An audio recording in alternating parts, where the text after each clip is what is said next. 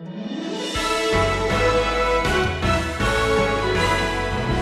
little-known fact is that the gathering around the table at night was originally referred to by the students as Katie's table. This was Katie's table. She prepared the table. She made the soup. She allowed for the discussion to take place. And one of the greatest works we have on the Reformation by Martin Luther were discussions that took place at her table. Without Katie, there's no Katie's table. Without Katie, by the way, there's no soup either.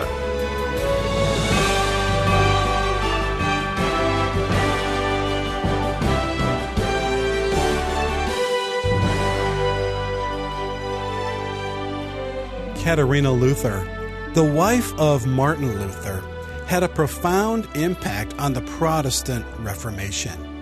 Here on Wisdom for the Heart, Stephen Davey has been working through a series entitled Legacies of Light, as he examines the biographies of several godly men and women from the past. Yesterday, we began by looking at the life of Katharina Luther, but we didn't have time to complete that lesson. Today, Stephen's going to do a little bit of review and then conclude that message.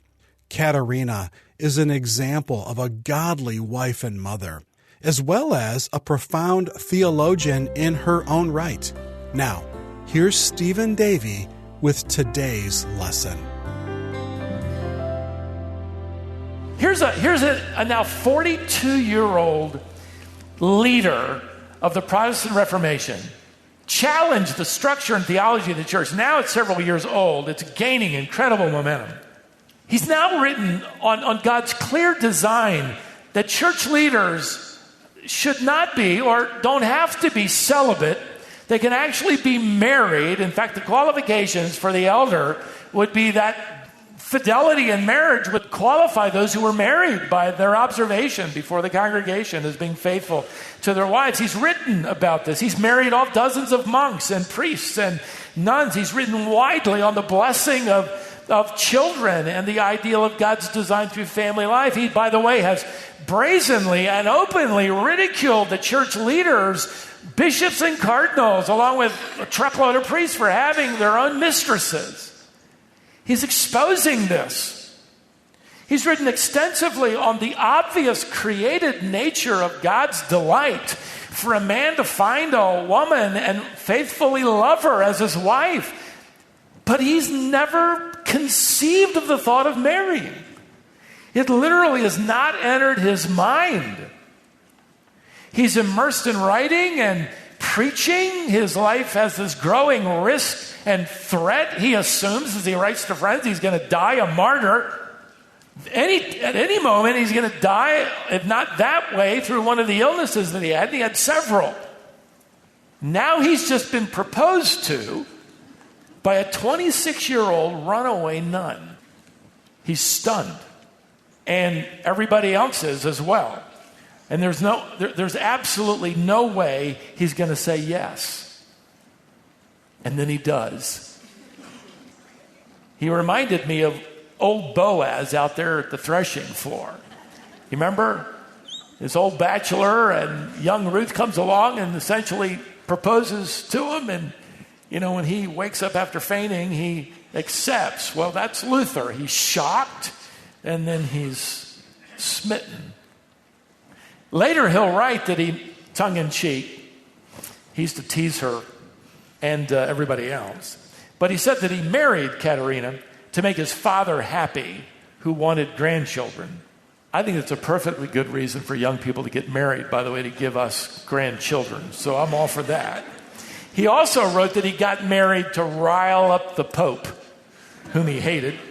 And he said, I married to give the angels reason to laugh and the devil's reason to weep.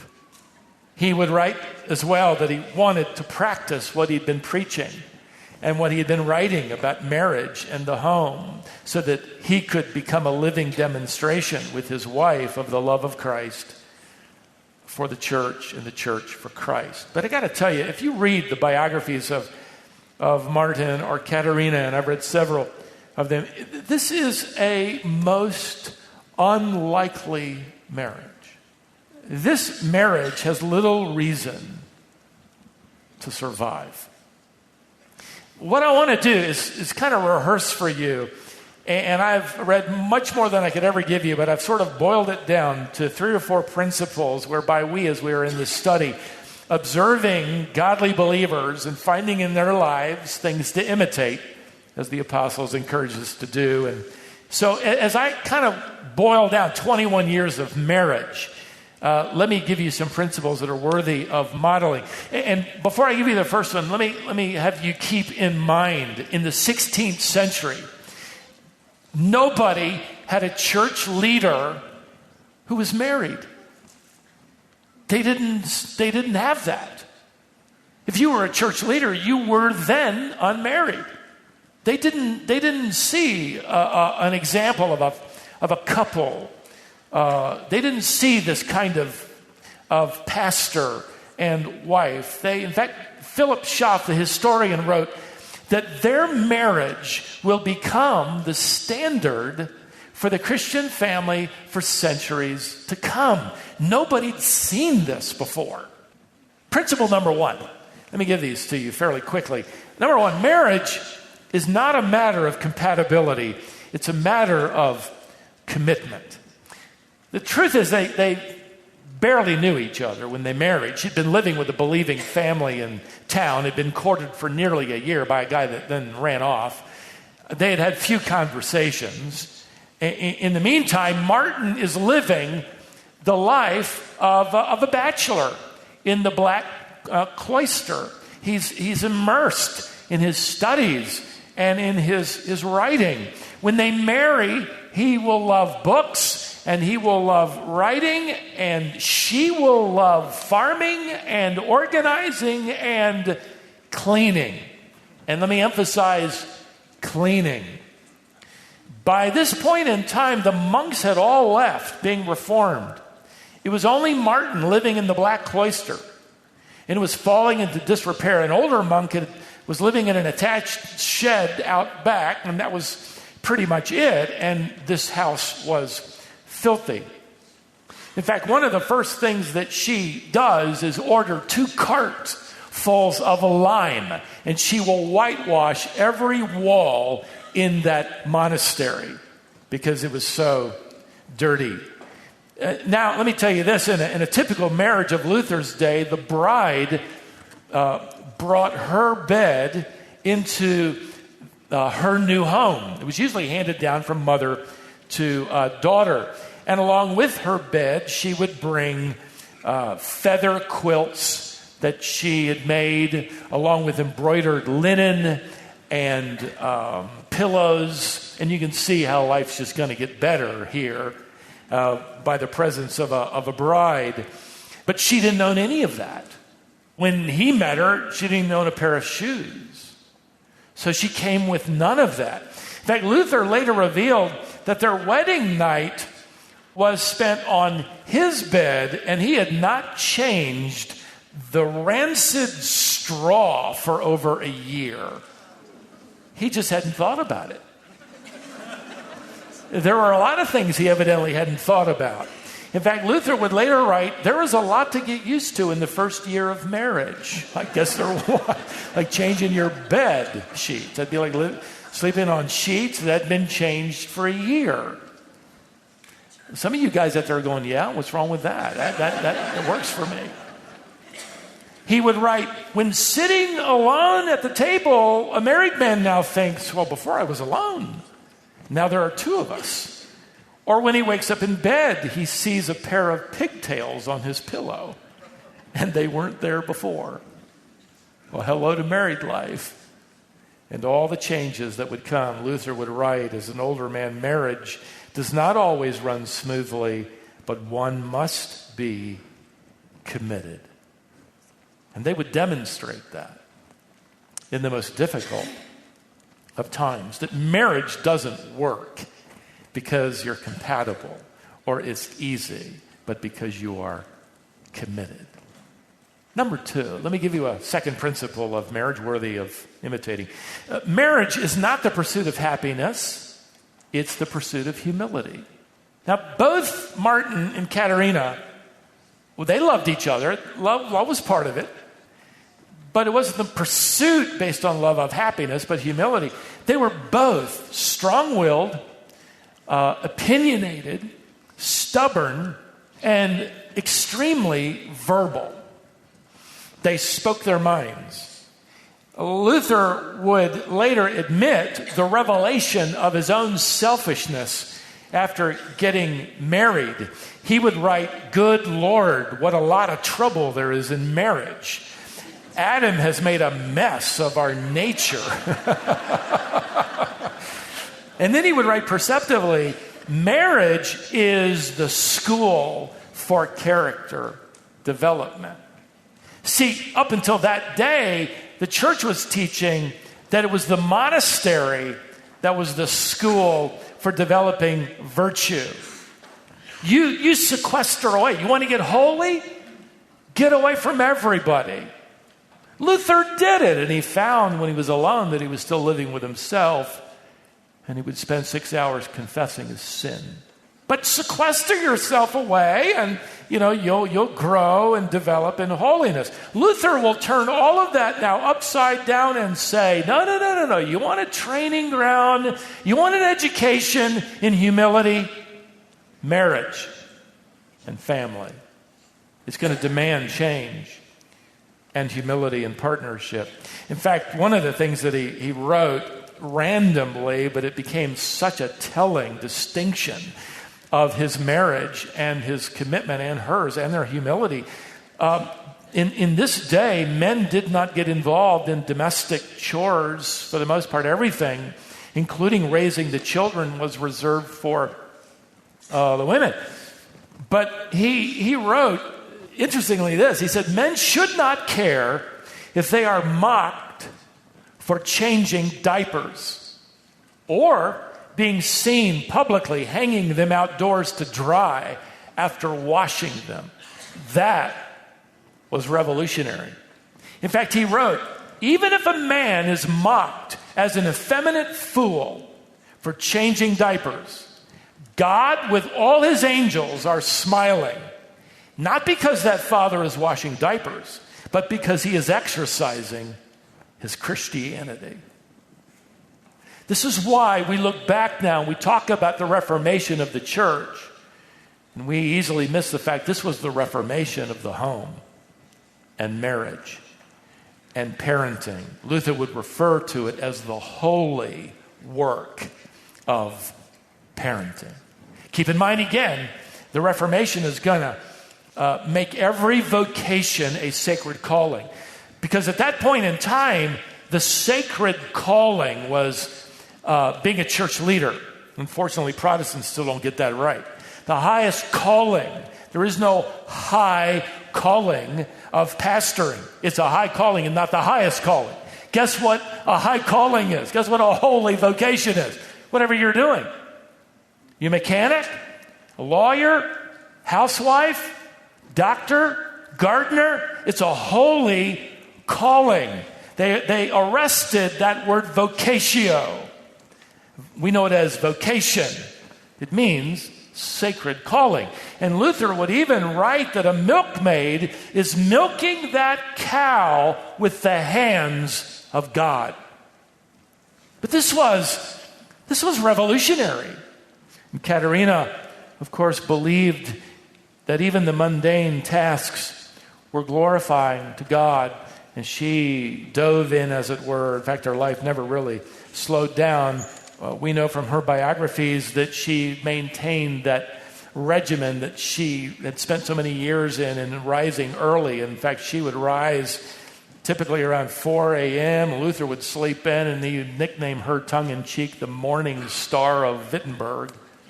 Life just kind of took off for them on their wedding night, in fact, and never slowed down. After midnight on their wedding night, knock on the door there at the Black Cloister, and it was a pastor needing refuge. They welcomed him in, and that sort of was telling and predictive of what would happen in their lives. It wasn't long before all 40 rooms, once occupied by monks, would be occupied by professors and pastors and students and political refugees and religious refugees, other nuns and monks and priests who were abandoning the church. It took incredible humility on both their parts, especially Katharina, to serve her own home, her own children. They would have 6 of them. They would adopt 4 more, nephews and nieces, 10 children, and all of this busyness. And they would literally invade their lives uninvited. Most of these guests would come and just show up. And by the way, keep in mind that both Martin and Katharina are used to what? They're used to years of quiet, solitude, monastic life. Now here they are, raising 10 children, running a 40-bedroom hotel, a farm, a school, and a church. It was self-sacrificing humility on display. The school of character was not the quiet of a monastery, but the chaos of family and marriage. Number 3, marriage is not an antidote for suffering. It opens doors for suffering. And I don't really have time to get into all the suffering that they experienced, but I want to focus on hers. She was the target of incredible vitriol. Everybody was against her, both on the Protestant side and the Catholic side. The Catholic side, of course, thought that she was disloyal to Christ. She'd violated her vows, essentially divorcing Jesus. The Protestant side believed she was a distraction to the Reformation. She was going to slow Martin down. She was going to get in the way. And those were the good rumors.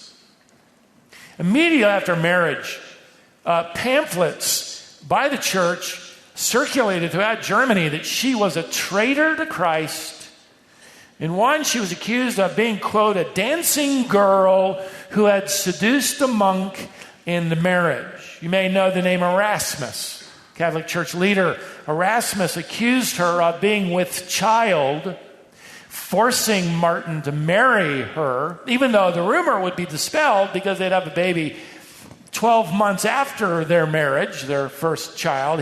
Erasmus, begrudgingly accepted that he'd been wrong, but the rumor still had been spoken. And she never really did live that down. In fact, there's an engraving produced during their lifetime which depicts Martin and Katharina and their 6 children. This is sort of the forerunner of Olin Mills. They would do engravings. And you have Martin and Katharina and the 6 children, and lurking in the background is the 7th child. Even Henry VIII, who's living during this time, adds his own personal condemnation to the audacity of their marriage, as if he's got a leg to stand on to talk about marriage, having killed a few of his wives. A year after their marriage, 2 church officials wrote letters telling Katharina to repent and return to the mother church or suffer the torments of hell. Now, Luther, for the most part, didn't respond to these particular accusations, but he did this time. He wrote back and he informed these officials that he had bound the 2 letters in a little booklet and he had given them to his servants to use as toilet paper there in the household, and they were free to continue sending more. Classic Martin Luther.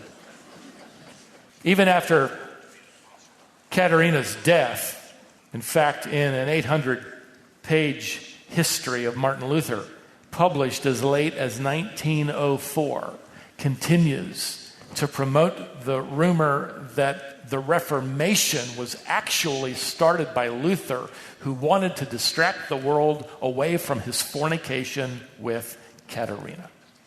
We can't imagine the impact of this malicious slander on her heart. Immediately, starting out, 26 years old, She's the lightning rod of so much hatred, and yet with humility served the Lord and stayed faithful to her husband. Let me give you one more principle worth observing.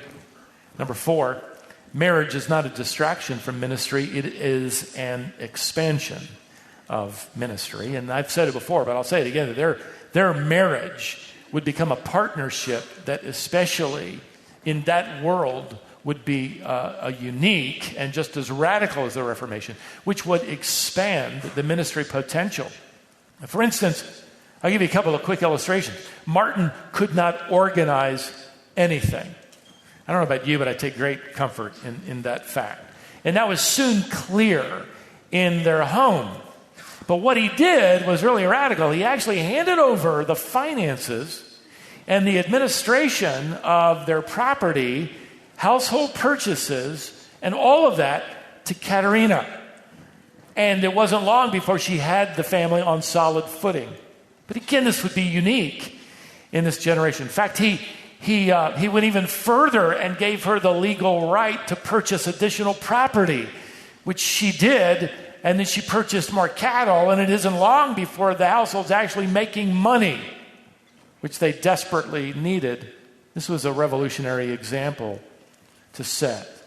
Another example, Luther's most famous work is called Table Talks, which isn't really a book he wrote. It's a compendium of conversations that took place around his table at night. Every evening, there would be a light supper. Katharina would fix it for all the guests and all the professors and all the students who'd sit around the table and debate theology and ask Luther questions. We take that word supper, by the way, that's a derivative of the German word for sop or soup. And so in the evenings, they'd have light soup, which she fixed. And after they ate, you'd have this debate and discussion ongoing. And by the way, she didn't leave the room. Luther invited her to stay. She'd pull up a chair. She'd engage in the debating, and she had her own questions, which she could freely ask. Again, this is a reformation of a home that all of these guests are seeing almost accidentally, that would change the way they view marriage and the home, where the wife would be given over to the children and to the kitchen, and the husband would engage in the debate of the day. A little known fact is that the gathering around the table at night was originally referred to by the students as Katie's table. This was Katie's table. She prepared the table. She made the soup. She allowed for the discussion to take place. And one of the greatest works we have on the Reformation by Martin Luther were discussions that took place at her table. Without Katie, there's no Katie's table. Without Katie, by the way, there's no soup either. And there they gathered. She is frankly one of the unsung heroes of the Protestant Reformation, as she served him and in unique ways allowed both of them and Martin to serve these students and beyond them the world. What a revolutionary model for the home. It's presented to these church leaders and these students and these professors, these pastors, everything radical, which would have included something like the woman handling the finances and Martin willingly giving that to her, and Martin taking on a role which included changing and washing diapers. Men and women would leave the Luther home profoundly impacted by this couple, this household, this example, this reformation not only of the church and of true doctrine, but of marriage and parenting. These principles of partnership and love and loyalty and commitment and humility, and by the design of God, from their home, it would spread literally around the world. And more than we know, it's impacted your home and mine to this day.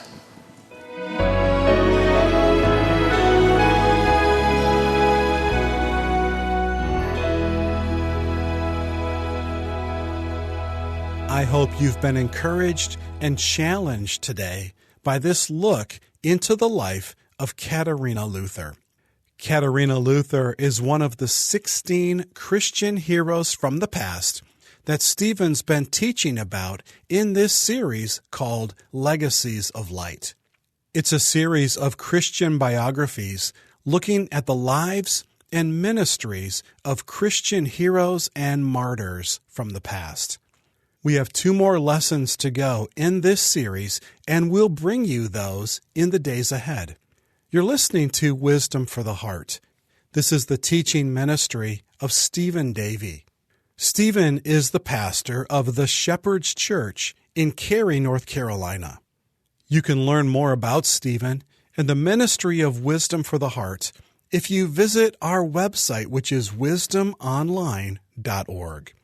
And if your travel plans ever bring you through our area of North Carolina, I hope you'll consider joining us for a worship service on the Lord's Day. We'd be delighted to meet you in person. Our office is closed today as the staff enjoys a holiday break with their family and friends.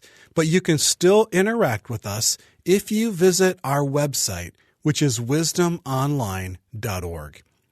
Once you go there, you'll be able to access the complete archive of Stephen's Bible teaching ministry.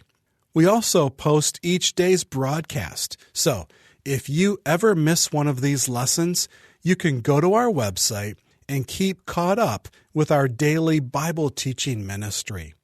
The archive of Stephen's teaching is available on that site free of charge, and you can access it anytime at wisdomonline.org.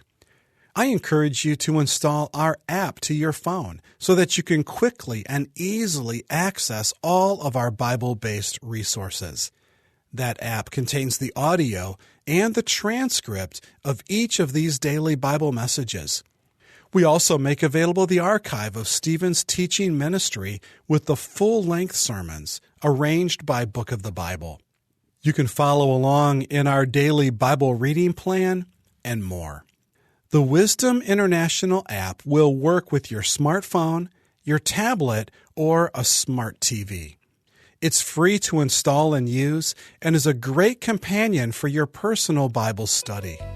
Our ministry is on social media, and that's a great way to stay informed and interact with us. Be sure and like our Facebook page so that you'll get updates. You can follow us on Twitter and Instagram. We post our daily Bible messages to our YouTube page, so you can subscribe to that. Thanks again for joining us today. We're so glad you were with us, and I hope you'll be with us next time for more wisdom for the heart.